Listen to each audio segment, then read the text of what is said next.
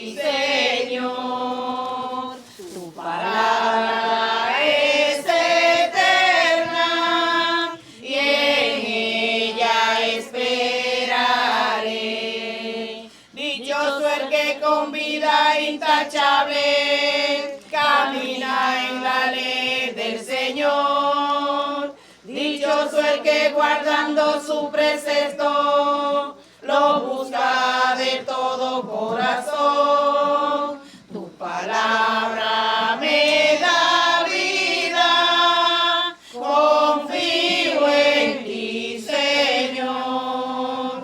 Tu palabra es eterna y en ella esperaré. El Señor esté con nosotros. Y con su espíritu. Lectura del Santo Evangelio según San Mateo. Gloria a ti, Señor. Gloria a ti, Señor Jesús. En aquel tiempo, Jesús fue llevado al desierto por el Espíritu para ser tentado por el diablo. Y después de ayunar 40 días con sus 40 noches, al final sintió hambre. Y el diablo se le acercó y le dijo: si eres hijo de Dios, di que estas piedras se conviertan en panes.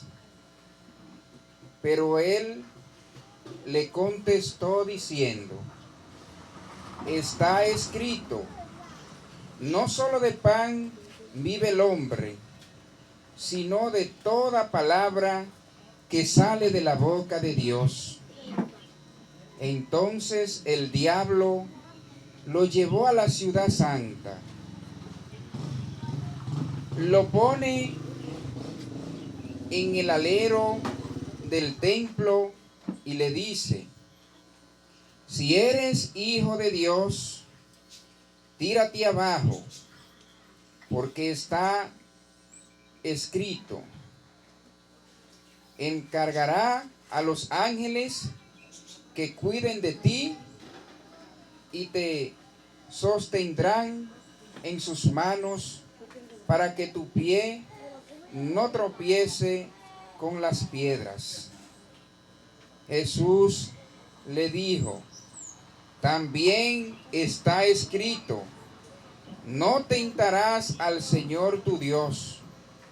Después, el diablo lo lleva a una montaña altísima y mostrándole todos los reinos del mundo y su esplendor, le dijo: todo esto te daré si te postras y me adoras.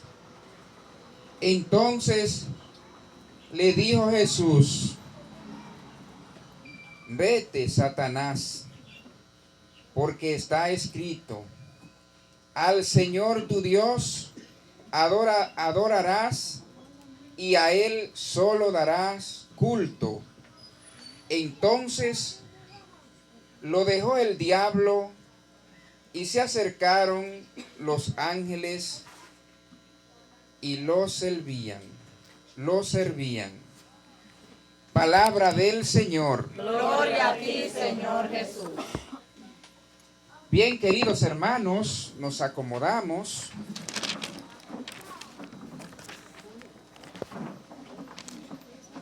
El pasado miércoles, pues, participábamos, o mejor dicho, dábamos comienzo al tiempo de Cuaresma con la imposición de la ceniza. Explicábamos que la imposición de la ceniza, pues,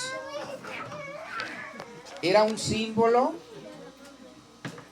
simplemente, pero que ese símbolo nos nos hacía recordar que del polvo éramos y al polvo volveríamos, o sea, la carne. ¿Cómo nos dice la palabra de Dios? Sí, el tiempo de Cuaresma que nos presenta la iglesia, en donde la iglesia, como el verdadero depósito de la fe, nos enseña cada año, pues, que si practicamos las Cuaresma, tomamos ese tiempo de 40 días de preparación, pues íbamos a participar pues gratamente en lo que era la Pascua de Resurrección. Es decir, la Cuaresma nos prepara para el tiempo de Pascua, vivir el trido pascual, la muerte, pasión y resurrección de nuestro Señor Jesucristo. ¿Cómo íbamos nosotros a prepararnos en el tiempo de Cuaresma? Así como nos dice la palabra de Dios en el libro de Jonás, capítulo 3, versículo 1 y siguiente, donde el Señor pues envía a Jonás a un pueblo sumamente grande llamado Nínive, pregonando que en 40 días Nínive iba a ser destruido. ¿Por qué? Porque era un pueblo que había dado la espalda a Dios, se había prostituido, se había infundido en los juegos, en los vicios, en la pornografía, bueno, quizá de otra manera, porque en ese entonces pues no existían, ¿verdad? Diríamos la modernidad de la internet, la televisión y esas cosas, pero sí existían las imágenes de escultura, que eran imágenes a las que la Biblia condena, que eran imágenes atribuidas a otro Dios fuera de Dios. Por eso muchos hermanos se confunden con nosotros los católicos, con la imagen de la Virgen, imágenes de los santos, ¿verdad? E incluso la imagen que San Pablo utilizó 30 años después de Cristo, según nos dice la palabra de Dios en el libro de Gálatas, capítulo 3, versículo 1, donde Gálatas les dice a los Gálatas estúpido, tan pronto se han dejado engañar. Sí, porque los Gálatas aceptaron la palabra de Dios por medio de San Pablo, que le predicaba con el crucifijo de Cristo, porque San Pablo no estuvo cuando crucificaron a Cristo, sino que 30 años después San Pablo predicaba con el crucifijo de Cristo. Nos revela la palabra ahí. Le dice San Pablo: Gálatas estúpido, tan pronto se han dejado engañar y han vuelto atrás. ¿No le es presentado a Cristo crucificado? O sea, el crucifijo. Y dice la palabra de Dios, incluso en la Biblia Reina Valera, la Biblia que utilizan los hermanos separados, ¿no le es enseñado a Cristo crucificado como si lo estuvieran viendo? Es decir, diciéndole: así fue que murió el Señor. En esta imagen del crucifijo que ustedes están viendo, así murió Cristo por ustedes, para que se arrepintieran de la idolatría. La idolatría no es, queridos hermanos, tener imágenes, sino la idolatría es poner otra cosa como Dios en lugar de Dios. Por eso el libro de Éxodo nos explica claro, cuando empieza a predicar, a enseñarnos, no se hagan imágenes de arriba, de lo que está abajo, de la tierra, de nada. Pero en versículo anterior y en versículo posterior nos habla que esas imágenes son imágenes atribuidas a otros dioses falsos, ¿sí? Que no son Dios. Pero bien, el pueblo de Nínive iba a ser destruido porque se había apartado de Dios. Y Jonás, el profeta Jonás, pues fue enviado a pregonar durante 40 días, Nínive será destruida. Dice la palabra que el pueblo, pues, se vistió de saco, se vistió de sayal, pues, dice la palabra, proclamen un ayuno, llamen a los niños de pecho, ¿sí? Vístanse de saco, siéntanse sobre ceniza, es decir, hagan sacrificio durante 40 días. Nínive tenía 40 días para arrepentirse, para volverse hacia Dios. Dice la palabra, quizás después de esto, por orden del rey, que incluso hasta las bestias no se le daba comida, sino que ayunaron durante 40 días, quizás el pueblo, quizá Dios tenga misericordia de nosotros. Eso es precisamente, queridos hermanos, lo que la iglesia a través de la Cuaresma nos hace vivir. 40 días tenemos para regresarnos hacia Dios. Somos pecadores, ¿sí? Y todos los días cometemos pecado. Porque dice el salmista que somos pecadores desde el vientre de nuestra madre. Pero nosotros tenemos la oportunidad en esta Cuaresma, ¿para qué? Para acercarnos a Dios, dejar los vicios, dejar la brujería, dejar la hechicería, dejar de estar poniendo los ojos donde no debemos ponerlo, dejar el adulterio, ¿sí? Dejar de tratar de buscar a Cristo en otras iglesias que no es la iglesia que fundó el Señor. Tenemos que abrir los ojos, ¿sí?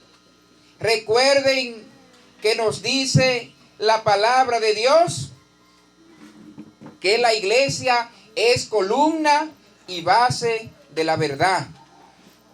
Por eso, la iglesia es el verdadero depósito de la fe que nos enseña, que retoma lo que nos dice la Sagrada Escritura del Antiguo Testamento, lo une a lo que es el Nuevo Testamento para guiar el pueblo de Dios, ¿sí?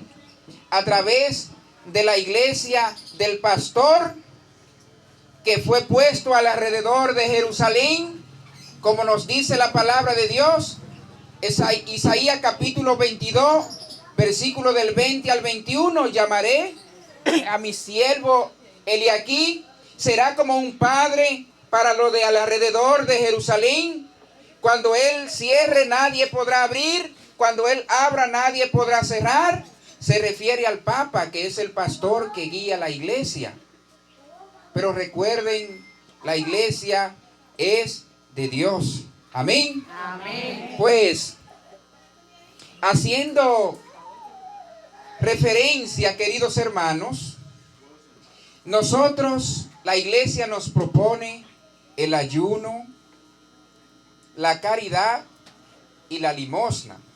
Amén. Amén. si nosotros pues hacemos esas cosas, ¿verdad?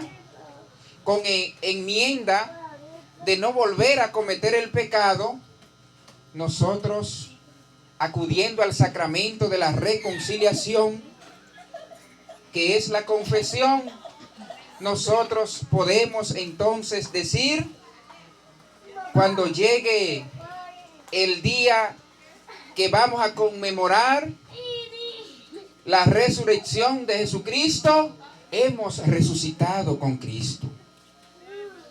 Por eso, en esta cuaresma y siempre vamos a tener tentaciones. La iglesia hoy, en el evangelio que hemos leído y también en la primera lectura, nos presenta las tentaciones.